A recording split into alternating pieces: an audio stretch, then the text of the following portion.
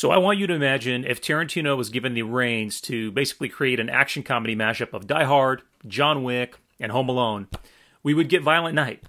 And believe me, we would eat it up like a bowl of fruit brute. I started the whole damn thing. If you're like me, when you think of Santa Claus, Tim Allen might pop into your head. And yeah, it's been that way for me since the 90s. For some of you, it might be Kurt Russell after the Christmas Chronicles were released on Netflix the last couple of years. But I'm telling you that that's all about to change after you watch Violent Night. And in case you haven't heard about this film, Violent Night stars David Harbour as Santa Claus and John Leguizamo as Mr. Scrooge. And basically, Mr. Scrooge's team, he leads a band of mercenaries, these henchmen, that, basically take a wealthy family hostage in order to rob their estate of millions of dollars. And this all happens on Christmas Eve. However, their plot is basically jeopardized by a surprise combatant. And wouldn't you know it, it's Santa Claus, who happens to be on the grounds in order to, he's doing his gift delivery rounds at that time. They quickly realize that this Nick, he ain't no saint. So we sat through decades of wholesome Christmas flicks, right? But Violent Night serves up something fresh and still seems to deliver on the sentimental stuff we love about Christmas movies. Violent Night is a holiday spread of a film, believe me. It's got comedy, it's got action, and it embraces the spirit of Christmas while cleverly subverting it with dark humor and gratuitous violence. And boy, is there violence. I mean, some of the kill scenes are gory, but they're also outrageous and funny. And some of my favorite parts are in the third act, where the film really pays homage to Home Alone. And the hilarity of death by booby traps, it's so funny. All right, so without dropping any major spoilers, I want to share with you a couple of my favorite scenes in the film, and that way when you go see it, you'll know exactly what I'm referring to. The first being in the beginning of the film, which takes place inside of a bar, and you get a little interaction between a couple of Santas that includes David Harbour's Santa. And there's a rooftop puke scene that really gets the comedy going, right away, and gives us a glimpse of what we can expect, not only from the film, but also from this specific Santa. The other scene that I really loved was in the third act, and all I'll say is watch out for those nails and bowling balls while trying to climb up the attic ladder. See, the thing is this film I really imagine there's going to be a trilogy of films, and this is going to turn into like an enjoyable franchise as long as the same creators and David Harbour are attached.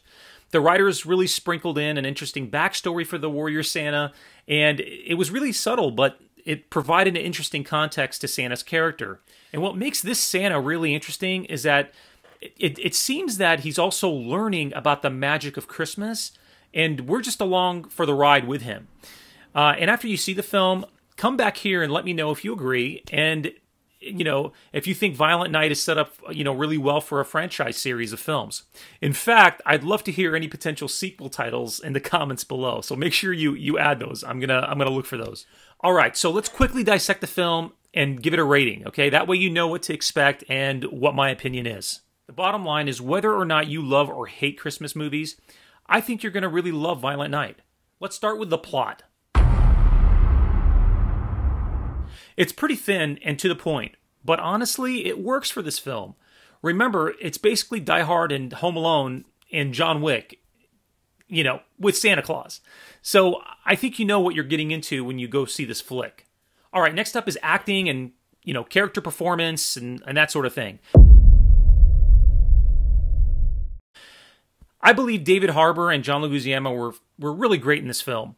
And I really like the actress that played the little girl, that basically Santa is trying to save. And, how can you not love and appreciate Beverly D'Angelo? She's so great. She plays the rich matriarch, basically, Gertrude Lightstone. And the rest of the cast, well, I think they were okay. Some were very forgettable, in my opinion. The one thing I will say is that, really, as it relates to the henchmen in this film, they did a pretty good job, actually. Some of them were very funny. They were interesting. But they're nowhere as cool as Hans Gruber's henchmen in Die Hard. But hey, those are tough shoes to fill, right? Oh, and I don't want to forget the animal actors, all right? Santa's reindeer. Damn, they're so funny. Although sometimes they're not professional, they're pretty hilarious. And you'll understand what I mean when you see the film. All right, let's talk about storytelling. This film was written really well. The beats were spot on and everything worked really nicely. I didn't feel there were any like lulls in the film, which is really important. Even the scenes where we get a little background about Santa and Mrs. Claus, for example, they enhance the backstory, and really they made me feel like, like this boisterous Santa, it made me like him even more. Cinematography, visuals, that sort of thing. Let's talk about that. The visuals are great in Violent Night. The setting and the costume design were smart, and, the tats on Santa are cool too. Yeah, I said it. Santa's got tats. All right, so you'll see those. Let's talk about the soundtrack. I had no issues with the film's score, the music, all that stuff. It really fed into the film really well. I found it worked well. It enhanced the film itself. With music titled like Seven Snipers Sniping and Cookies and Brandy, you're going to find yourself chuckling when you realize just how well the music actually is timed to the beats and scenes of this movie. Okay, entertainment value.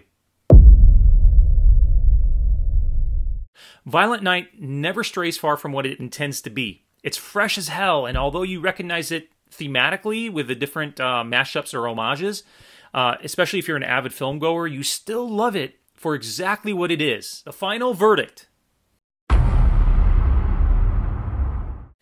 Violent Night is an instant Christmas classic. Believe me, you're going to agree with me on this when you go see this. It's going to be basically part of my my annual Christmas list of movies to watch pretty much going forward. It's right up there with Die Hard, Home Alone, Jingle All the Way, A Christmas Story, Elf, and Christmas Vacation. Okay, I'm just going to come right out and say it. This is my favorite film of the year. Besides Top Gun Maverick, okay, which is a different film altogether. But Violent Night is such a great way to close 2022.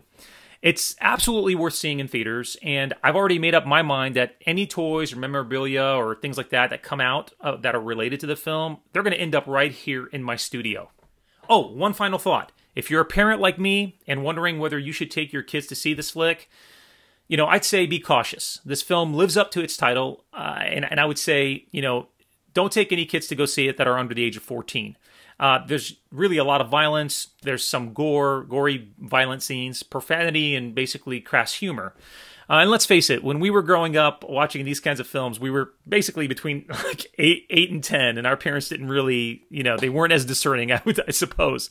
But if you are a discerning parent, I'd say 14 or older is fine. If you enjoyed my review, please take a moment and like this video. And if you're not part of my tribe already, please join me and hit the bell button too so you know when I'm releasing these, all right? Listen, thank you so much for watching my video, and I'll catch you next time, all right? Stay rad.